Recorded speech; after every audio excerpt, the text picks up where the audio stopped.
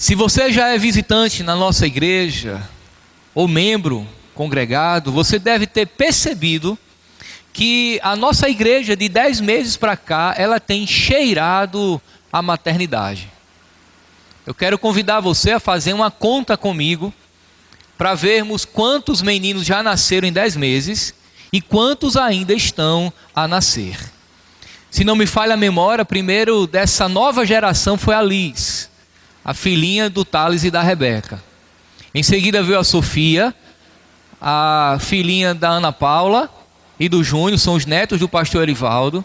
E daí veio o Samuel, não é isso?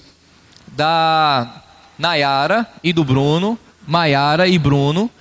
E depois veio, recentemente agora, veio a Cecília e o Mateus. A Cecília, filhos do Rodrigo e da Bianca, e o Mateus, filho do Tiago e da Nayara, ok? Muito bem, mas ainda está em formação no ventre de suas mamães, também o Mateus, filho do Wagner com a Sheila.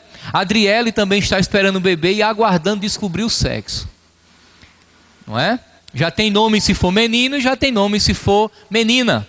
De maneira que 5 já nasceram, 3 ainda estão no ventre. E ainda tem o de Ana Paula, que também não sabemos o sexo. Então há uma nova geração surgindo dentro da nossa igreja, de maneira que nós estamos exalando o perfume da maternidade. Agora perceba que o desejo de todos os pais e de todas as mães é que os seus filhos nasçam, se desenvolvam, cresçam e amadureçam. Não é interessante para os pais terem crianças a vida toda em seus braços? Até porque não é o processo natural. Toda criança que nasce, ela se desenvolve e cresce, chega na fase adulta, entendendo que elas alcançaram a maturidade para viver a vida de maneira autônoma, por exemplo. Quando uma criança, ela nasce e cresce fisicamente, mas não amadurece cognitivamente, descobre-se então que há um problema. Pode haver um déficit, não é? Um certo retardo mental, e daí é um problema, é uma enfermidade. O comum é que todos nós nasçamos, cresçamos e amadureçamos, alcançando, portanto, a fase adulta. Bem, pegando essa realidade e essa explosão demográfica que há hoje na nossa igreja, nós vamos falar um pouco acerca disso, porque, irmãos, é também do desejo de Deus, é também a vontade de Deus, é a ordem de Deus, que todo crente nascido de novo se desenvolva, cresça e amadureça. Para justificar isso, nós vamos ler o texto de Hebreus capítulo 5, a partir do versículo 11. Hebreus capítulo 5, versículo 11. Hebreus capítulo 5, versículo 11, nós estaremos lendo até o versículo 14. Acompanhe aí na sua Bíblia, na palavra de Deus. Se todos encontraram, diz assim: quanto a isto, temos muito o que dizer. Coisas difíceis de explicar, porque vocês se tornaram lentos para aprender. Embora a esta altura já devessem ser mestres, vocês precisam de alguém que lhes ensine novamente os princípios elementares da palavra de Deus. Estão precisando de leite e não de alimento sólido. Quem se alimenta de leite ainda é criança e não tem experiência no ensino da justiça. Mas o alimento sólido é para os adultos, os que pelo exercício constante tornaram-se aptos para discernir tanto o bem quanto o mal. Na nossa última exposição na carta aos Hebreus, nós tomamos conhecimento de que Jesus, ele é o sacerdote, aquele que de fato foi aperfeiçoado por meio do sofrimento, e em sua vida, em sua obra, em sua pessoa, tem a capacidade de nos apresentar diante de Deus. Não há nenhum outro caminho, Não há nenhuma outra possibilidade de um pecador aproximar-se de Deus sem ser por meio de Jesus. Uma das doutrinas fundamentais apresentada na carta aos Hebreus é exatamente o sacerdócio de Cristo. Na realidade, irmãos, Jesus não é apenas o sacerdote, ele é o grande sumo sacerdote. O Filho de Deus, aquele que foi trazido segundo a ordem de Melquisedeque. É uma ordem sacerdotal superior, que antecede a ordem de Arão. Logo, o autor aos Hebreus apresenta Jesus como sendo superior ao sacerdote Arão. A razão é que Jesus, ele era um sacerdote, um homem perfeito. Ele entra no Santo dos Santos, na presença de Deus, sem a necessidade de ofertar, por exemplo, sacrifícios de animais por ele mesmo, pois ele não havia pecado. Na realidade, amada igreja, o pecado é uma impossibilidade moral na pessoa de Cristo, na pessoa do próprio Deus. Jesus, naquele momento, ele não é apenas a oferta, ele é o ofertante. Ele não é apenas o ofertante, ele também é a oferta, pois ele é o sacerdote que oferece a si mesmo a Deus em lugar de pecadores. Chegamos agora no verso 11, e nós temos a primeira frase quando diz: e quanto a isso, é uma referência a tudo aquilo que ele acabou de dizer acerca do sacerdócio de Cristo.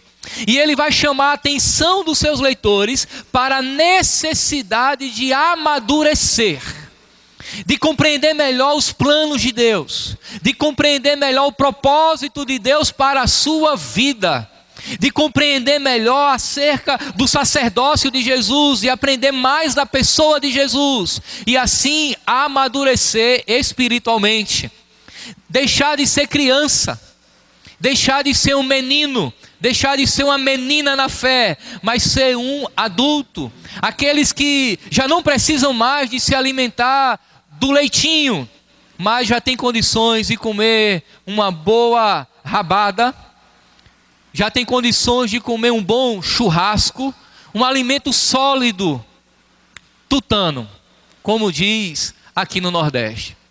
Eu quero chamar a atenção para os irmãos a essa realidade em 6 breves pontos nessa noite. Em primeiro lugar, há muitas coisas a serem ditas acerca de Jesus. Observe o verso 11 comigo.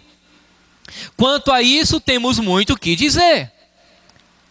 Quanto a isso, irmãos, é uma referência ao que ele vem dizendo acerca de Jesus. Muito provavelmente, a doutrina do sacerdócio, do sumo sacerdócio de Cristo, era pouco ventilada na mente daqueles irmãos.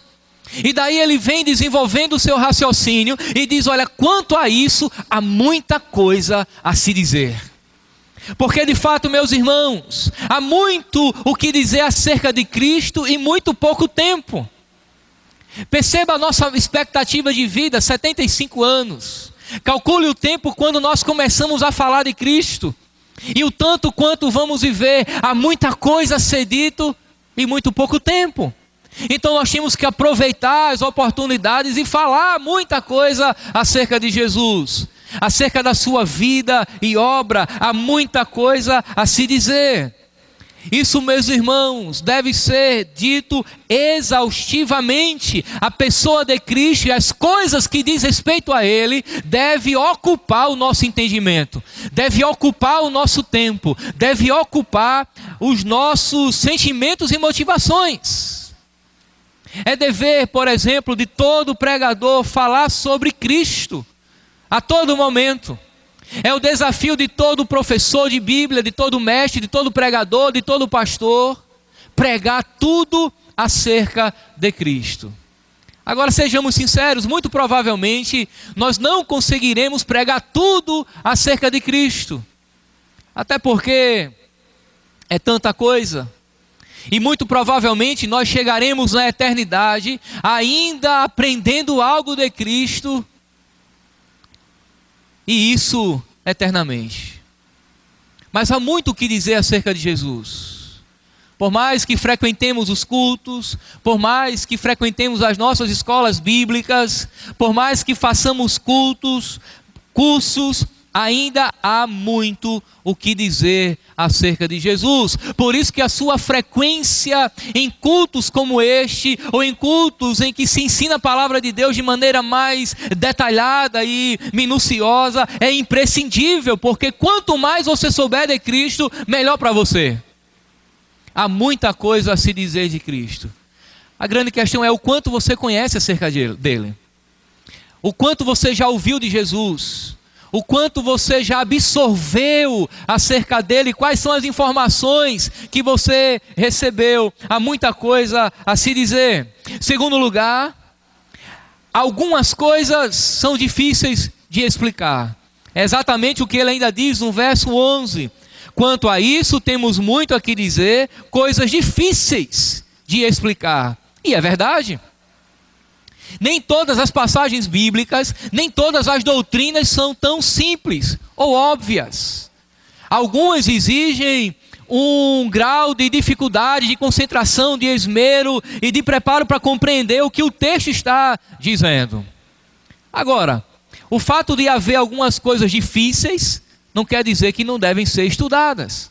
Hoje pela manhã, por exemplo, nós estudamos acerca da justificação pela fé.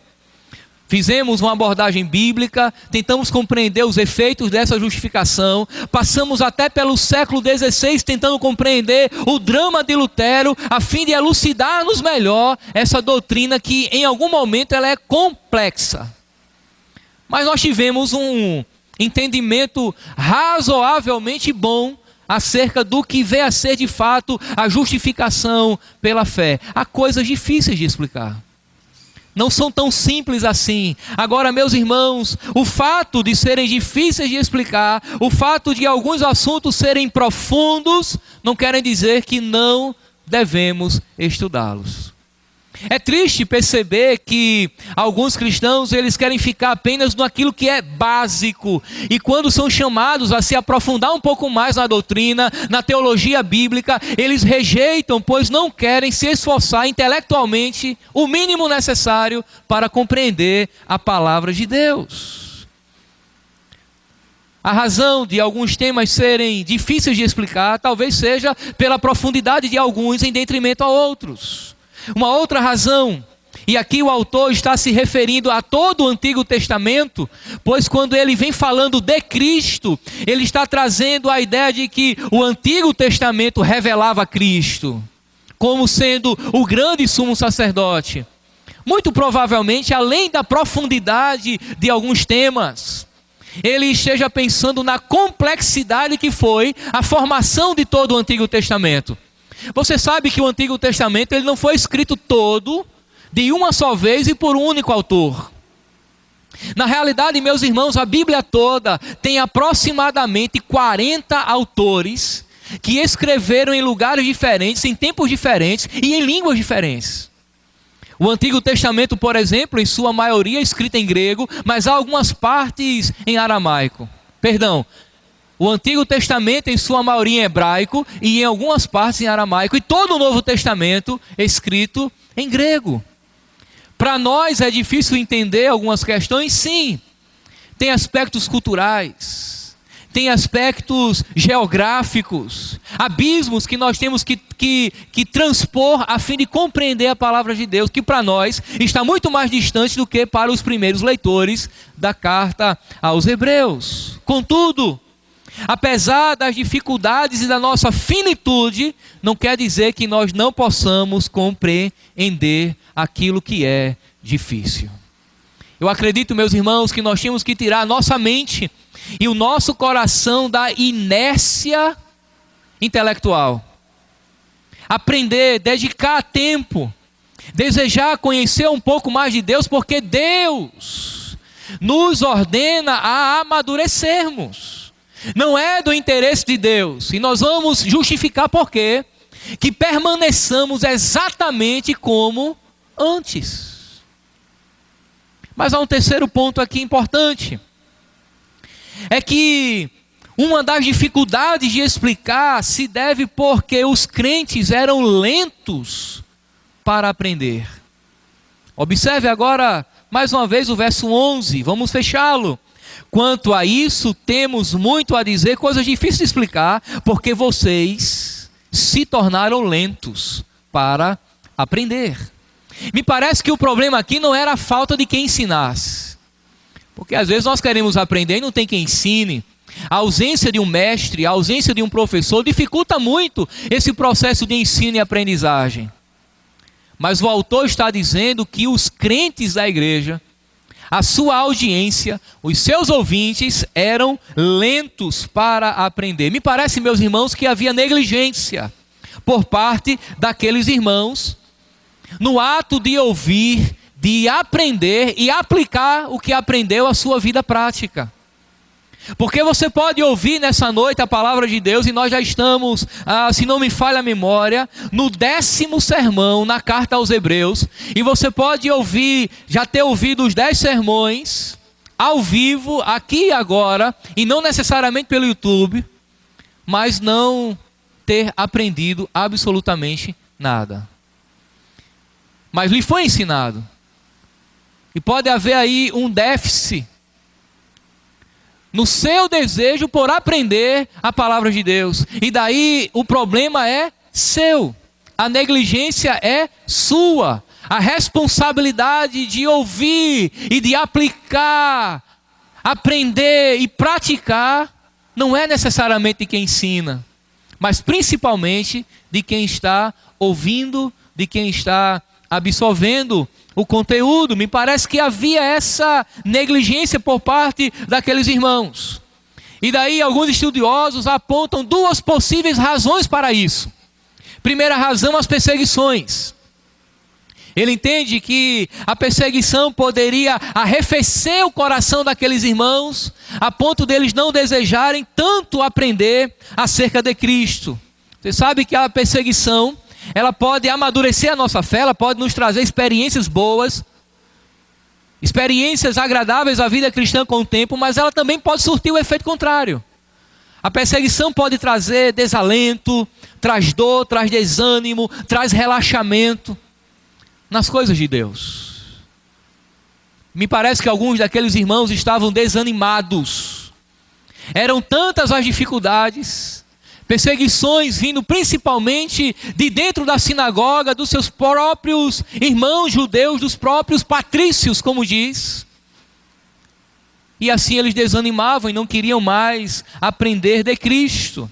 Mas há uma outra possibilidade, e ao meu ver, essa é muito mais perigosa porque não depende de fatores externos, mas de uma disposição interna de cada um, que é a preguiça e o tédio espiritual.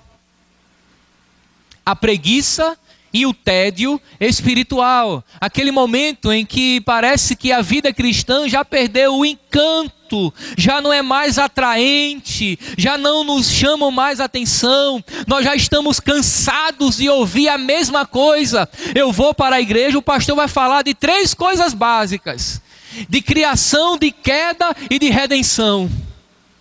Tudo que ele fala está dentro desse contexto teológico e nada foge disso. Todo culto ele fala de Jesus. Todo culto ele sempre repete o contexto do texto da carta aos Hebreus. Isso está entediante. Não deveria estar, meus irmãos. É um privilégio extraordinário ouvir falar sempre a mesma coisa acerca da mesma pessoa que é Jesus Cristo. Nós deveríamos nos deleitar em ouvir sempre falar de Jesus. Como já foi dito aqui pelo autor aos Hebreus, ele é o autor da nossa salvação, ele é a fonte da salvação para todos aqueles que lhe obedecem.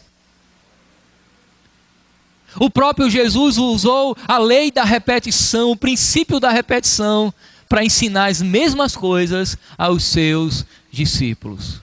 Ora, se ouvíssemos uma lição bíblica hoje e praticássemos em nossa vida, já poderíamos passar para uma outra.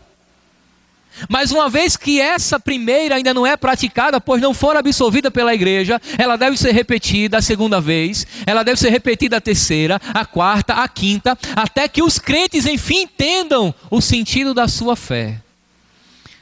A gente não começa comendo lasanha antes de beber leite.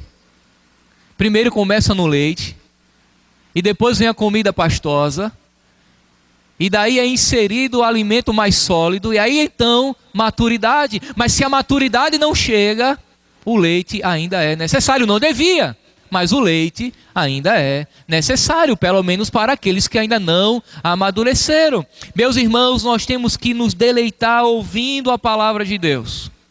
Abandonar de fato o tédio, a preguiça espiritual e dedicar tempo para aprender de Cristo. Não podemos entrar no ostracismo espiritual. Não podemos fazer da nossa vinda aqui à igreja um ato religioso. Eu acredito que dessa situação o Senhor já nos salvou. Já fomos tirados apenas de viver uma perspectiva religiosa. E não é interessante para nós assumirmos a conduta, por exemplo, de cristãos evangélicos não praticantes. Aqueles que vêm à igreja esporadicamente e até oram e leem a Bíblia aqui neste lugar, mas quando vai para a realidade da sua vida lá fora, saindo dessas quatro paredes, elas esquecem quem verdadeiramente são. Elas são discípulos de Jesus esporadicamente, porque são lentos para aprender. Há uma quarta lição aqui, e exatamente o X da questão é que Deus espera que os crentes cresçam e se tornem mestres. Versículo 12 aponta para essa realidade. Embora a esta altura já devessem ser mestres, vocês precisam de alguém que lhes ensine novamente os princípios elementares da palavra de Deus. Quando o texto diz que Deus aguarda que sejamos mestres, ele não quer dizer que todos serão mestres no sentido de ensinar, no sentido do ofício da palavra. Ele está dizendo que todo crente deve amadurecer ao ponto de ter a capacidade de ensinar a outro. A ponto de ter a capacidade de transferir aquilo que ele aprendeu acerca de Jesus a uma outra pessoa, para a edificação da outra pessoa. Ou nós não nos edificamos mutuamente, ou um crente não tem a capacidade de ministrar o coração do outro. Isso faz parte do nosso sacerdócio universal. Todo crente tem a capacidade de ensinar alguma coisa a alguém acerca de Deus, porque ele tem experiências com Deus, porque ele aprendeu de Deus, porque ele aprendeu a palavra de Deus com alguém. Então ele ensina para um outro.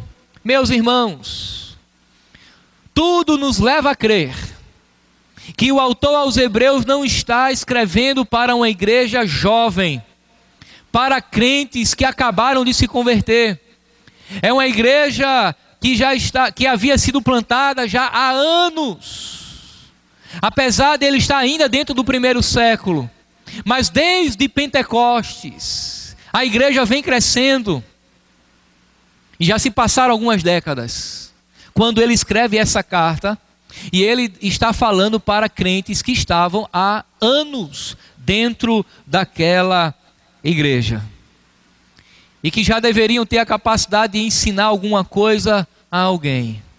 Há quanto tempo você confessa sua fé em Cristo? Há quanto tempo você frequenta cultos dominicais, escola no domingo pela manhã, cultos de doutrina? Quantos sermões você já não ouviu em toda a sua vida? Quantas vezes você já não me ouviu pregar? Nas minhas contas, se você não perdeu nenhum domingo que eu preguei, você já deve ter ouvido aproximadamente 200 sermões. 100 e poucos deles já estão publicados no YouTube. Mas qual o efeito disso na sua vida? O que é que você tem feito com todo esse conteúdo? Você tem aprendido, você tem amadurecido, a sua fé evoluiu no sentido de ter mais confiança em Cristo, no sentido de conhecer mais a Cristo. Que diferença isso faz na sua vida? Quando você vai transferir esse conhecimento para outros, você consegue? Deixa eu lhe fazer uma pergunta. Você tem coragem de receber uma testemunha de Jeová quando bate a sua porta para conversar um pouco sobre Bíblia? Ou quando eles batem na porta e dizem assim, somos testemunhas de Jeová, você responde, não tenho nada a ver com essa briga, não quero saber, não quero testemunhar nada.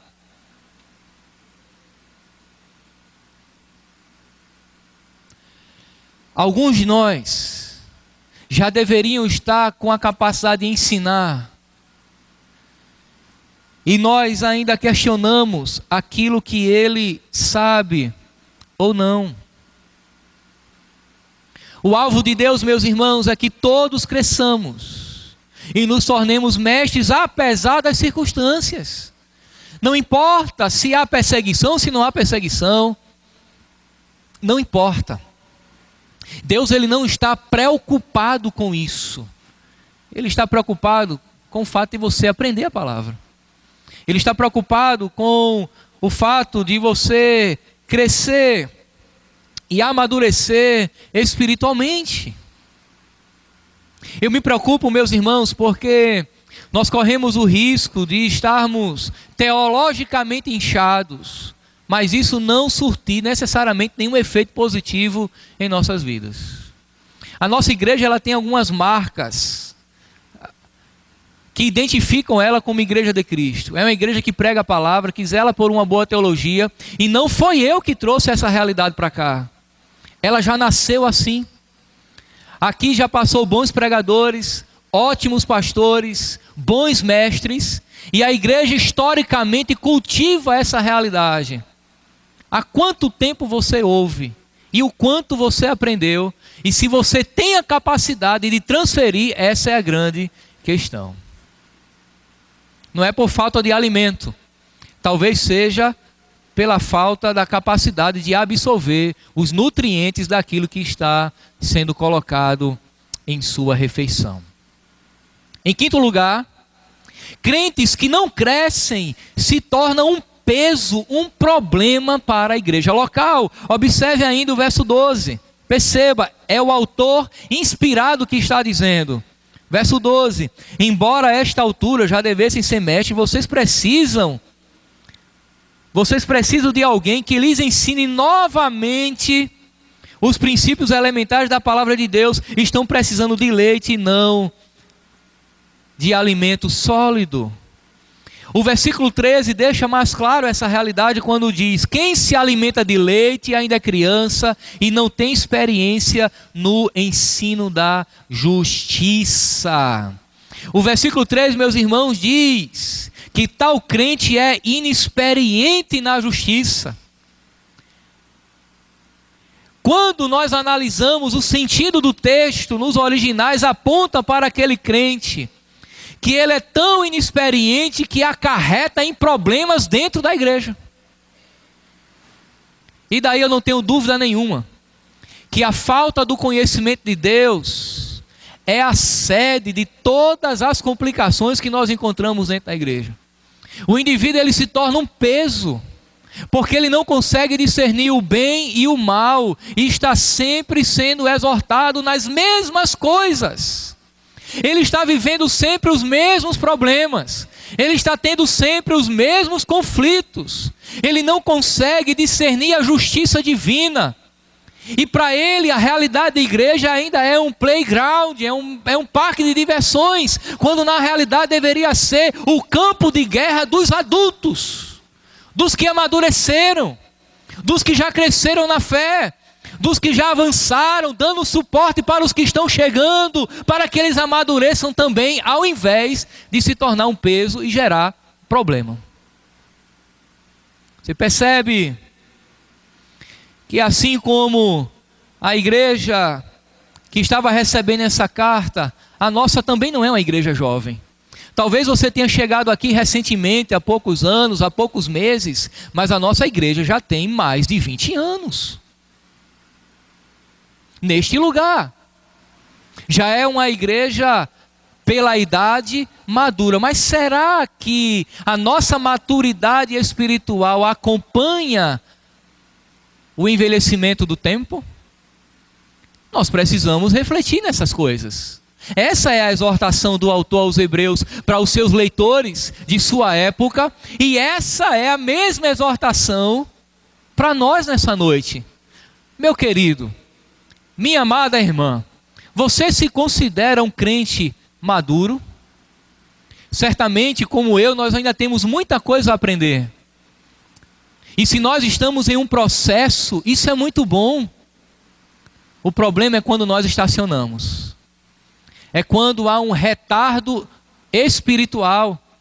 Quando nós não temos mais para onde ir, porque nós não desejamos isso.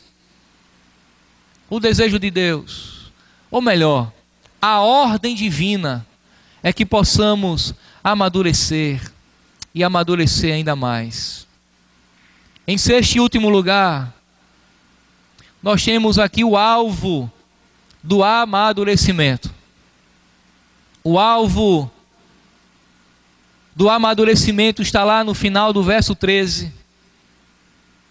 E o verso 14 revela tudo isso. Porque, meus irmãos, os crentes maduros, eles conseguem discernir tanto o bem quanto o mal. Observe o verso 14.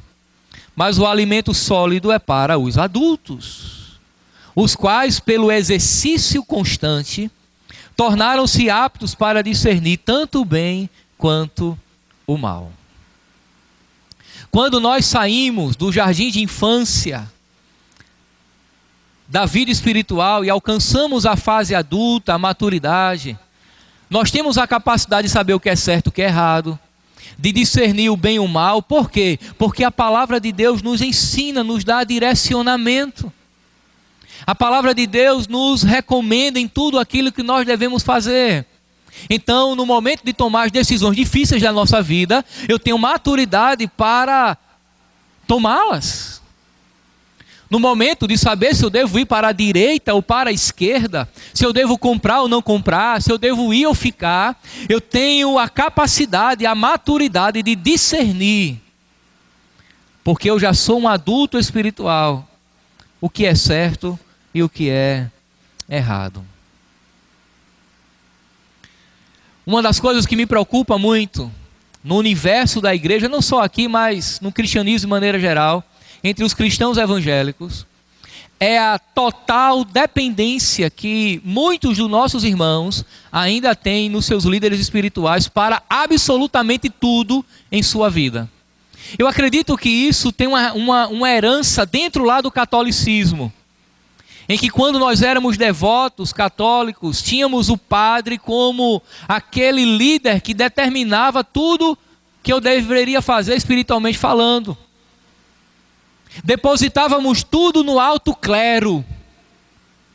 Ora, nós devemos obedecer os nossos líderes espirituais. O autor aos Hebreus vai falar isso. Próximo do fim da carta, ele vai chamar a atenção para que os seus leitores obedeçam os guias espirituais, no que diz respeito à doutrina, à fé, à boa conduta diante de Deus. Isso é fato.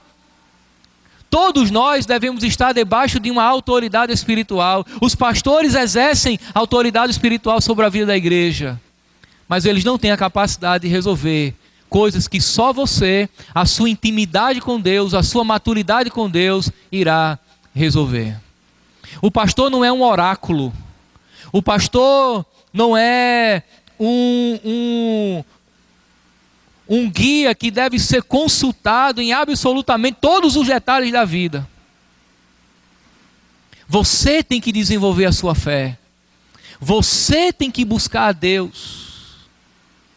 Mesmo que para isso a intervenção pastoral seja necessária, mas a ideia é que você consiga dar passos firmes, como adulto que anda sozinho.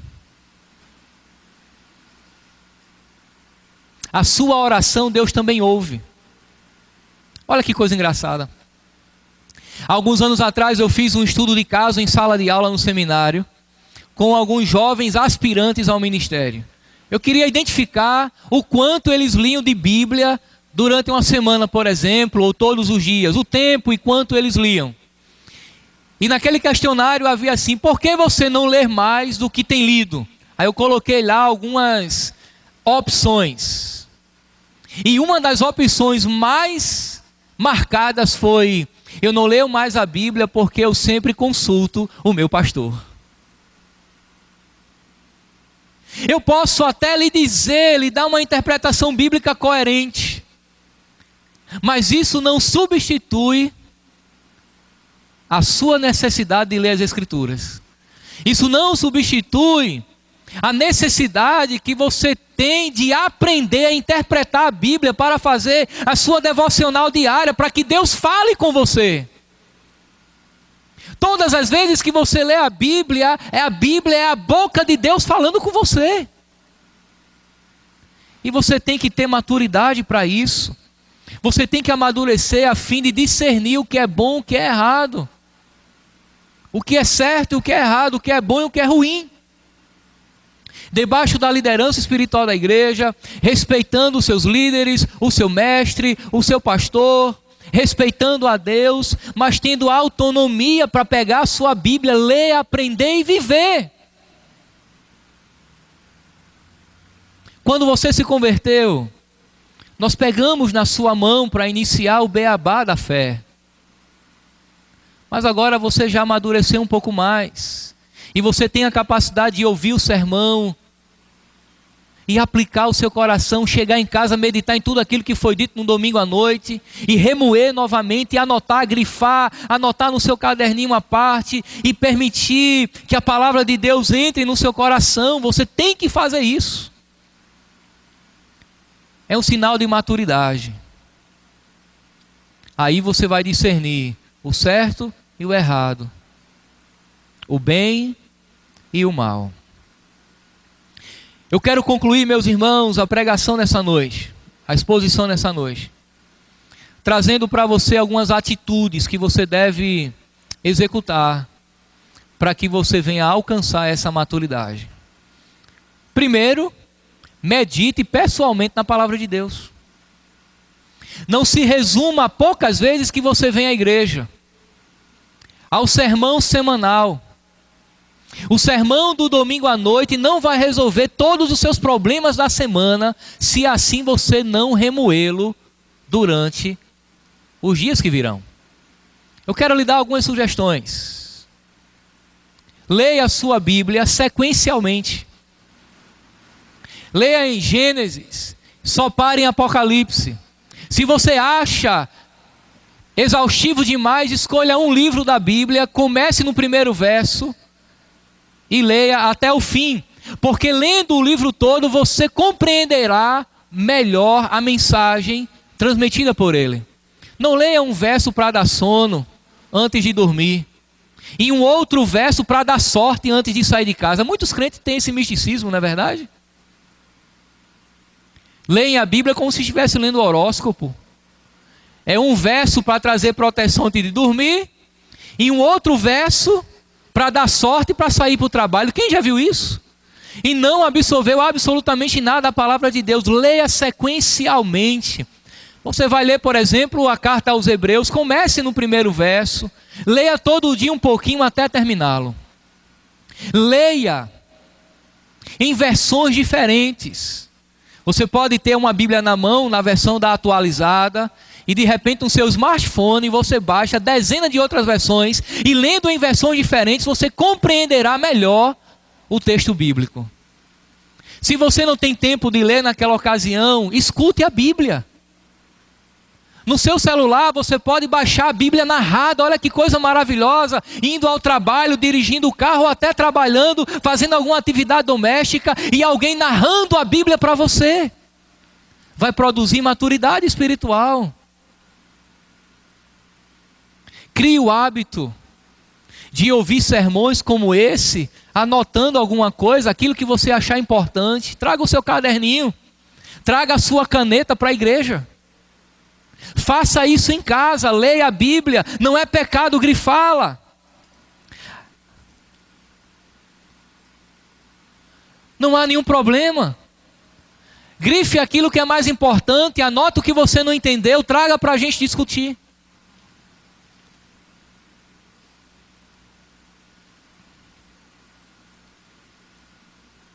Frequente grupos de estudo da palavra. Frequente a escola da Bíblia da sua igreja. Compartilhe a palavra com alguém. Firme um compromisso com 2 ou 3 irmãos, para que em algum momento da semana você discutir a palavra de Deus. De preferência o sermão de domingo à noite, para fixar na mente. Se inscreva no canal do YouTube da igreja durante a semana. Ouça novamente o sermão. Você vai estar promovendo maturidade espiritual na sua vida.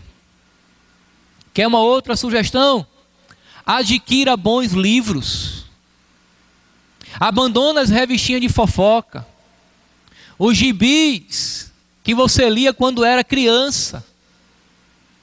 Talvez leia por hobby, mas não permita que isso tome o tempo de ler um bom livro de homens piedosos que interpretam corretamente a palavra de Deus. Você quer uma sugestão? Leia John Piper. Leia D.A. Carson. Leia Mark Dever. Leia Dr. Russell Philip Shedd. Leia Paul Walsh. Leia John Stott. Quer uma comida mais pesada? Leia Wayne Grudem, Millard Erickson, Luiz Berkhoff. Leia pessoas que compreenderam corretamente a palavra de Deus e vai trazer conteúdo para você. Leia Alice McGrath. Leia Jonas Madureira. Leia Franklin Ferreira. Leia Augusto Nicodemos. Quando eu publicar um livro, compre o livro para você ler. Mas leia, meus irmãos. Leitura é exercício, vida espiritual também é exercício. Crie esse bom hábito. Muito bem. Não faça isso sem oração. A maturidade vem através dos meios de graça. E um dos meios de graça é a leitura da palavra, mas também a oração. Leia a Bíblia, mas leia a Bíblia com oração. Eu tenho tentado fazer isso em alguns momentos e é extraordinário. Eu venho lendo a Bíblia e quando eu compreendo o texto e percebo a verdade daquele texto, eu paro, oro, agradeço a Deus e volto à leitura novamente. Lá na frente eu paro, oro por aquela verdade e continuo a leitura novamente, meus irmãos, e que experiência extraordinária. Experimente isso. Leia não apenas, ore não apenas antes de ler, mas ore durante a sua leitura. Veja qual é o momento mais tranquilo na sua casa, para que você possa dedicar a leitura e a oração. Eu sei que tem. Eu sei que tem. Ninguém é atarefado demais que não tem um mínimo de tranquilidade para dedicar a leitura e a oração. Por fim, frequente os cultos. Não seja negligente com a frequência nos cultos, pois a nossa vida particular de piedade, de devoção, não elimina esse momento aqui. Na realidade, é um conselho que o autor aos Hebreus, lá no final, vai dar para toda a igreja, quando ele diz: e não façam como alguns que têm abandonado a congregação. Meus irmãos, de maneira muito particular, tem havido desde sempre um esforço gigantesco por parte da liderança dessa igreja para promover ensino, para promover boas pregações. Mas é necessário que você frequente esses momentos. Nós temos no domingo pela manhã a escola da Bíblia, que hoje pela manhã foi frequentada por não mais que 8 pessoas. E onde você estava? Nós temos 80 matriculados. 80 matriculados na escola da Bíblia. Nos primeiros módulos nós tínhamos a frequência de 50 a 70 pessoas. E onde vocês estão? Nós temos que entender, meus irmãos, que deve haver prioridade O domingo é o dia do Senhor, é o dia de dedicarmos ao estudo da palavra. Nós não podemos pegar o domingo para fazer tudo aquilo que não conseguimos fazer durante a semana. Durante a semana eu não pude ir para o cinema, eu não assisti o filme, eu não fui para o churrasco, eu não visitei fulano, eu não recebi ciclano. De repente, eu vou fazer absolutamente tudo no domingo. E o pior é que não é apenas um domingo, é todos os domingos. E a sua ausência, ela é percebida. A falta de maturidade na vida de alguns também é percebida. E a resposta? Não estão aprendendo de Deus. Estão sempre tomando leite. E quando nós tocamos em alguns pontos teológicos mais nevrálgicos, mais sensíveis, alguns acham incompreensíveis, alguns até acham abomináveis, outros não aceitam porque não amadureceram o suficiente para receber aquela carga de alimento pesado. Eu estou sentindo a sua falta, mas eu não posso trazer você. Eu posso lamentar. Eu posso apenas desejar, como um pastor que ama a sua igreja e que se esforça para que ela aprenda, a sua presença aqui. A escola da Bíblia, ela não acontece por um acaso, ela acontece por um propósito de Deus, que é alimentar a sua igreja. E quando nós trocamos esses momentos por qualquer outra coisa, nós estamos mostrando que não há prioridade em aprender o que é de Deus. E eu sofro no coração com isso. Mas eu tenho a consciência de diante de Deus, que no dia que eu me apresentar diante dele, esse peso eu não vou levar. Porque é responsabilidade sua. Uma coisa é quando nós não temos quem ensine. Uma coisa totalmente diferente é ter quem ensine e eu não querer aprender. Frequente os cultos, seja frequente. Eu poderia citar aqui algumas pessoas que moram a mais ou menos 20 quilômetros aqui da igreja e não perdem um culto, a não ser que esteja doente, impossibilidade de estar aqui. Mas eu queria citar uma pessoa que mora em cima da igreja e que teria vários motivos para não estar aqui por impossibilidade de saúde, mas ela sempre está. Eu duvido você chegar aqui e a irmã Carminha não já estiver sentada primeiro do que todo mundo nessa cadeira. E você sabe qual é o dia que ela não vem? Quando a sua saúde não permite. Ou quando ela é tomada pelos seus familiares para ir para um outro lugar, pois ela mora sozinha aqui para não sair de perto da igreja. Sozinha para não sair de perto da igreja. E quando ela não vem, ela liga para dizer por que não veio. Ela tem dificuldade na visão, tem inúmeros problemas de saúde, mas ela não perde um culto. E você pensa que ela não está entendendo o que está sendo pregado? Converse com ela no final do culto. Deixa ela lhe fazer uma pergunta para você saber o peso teológico que ela vai lhe perguntar. Muitos de vocês já foram surpreendidos no final do culto, ela pedindo que você lesse uma passagem da Bíblia, porque ela não tinha entendido. Ela, lê aqui para mim, por favor, não é assim? Alguém confirma isso? Lê aqui para mim, por favor. É um exemplo ou não é, meus irmãos? Alguém que alcançou a maturidade. Quando nós pegamos ela no domingo, ela afirma que fez todas as orações pelos pedidos que foram feitos na quarta-feira. Ela não esquece um. E pergunta por todos eles se estão bem. Ela tem compromisso com Deus. É uma anciã na igreja que nós devemos copiar o exemplo. Portanto, amadureçamos e deixamos de ser meninos. E deixemos de ser meninos na fé. Vamos orar? Você pode ficar de pé?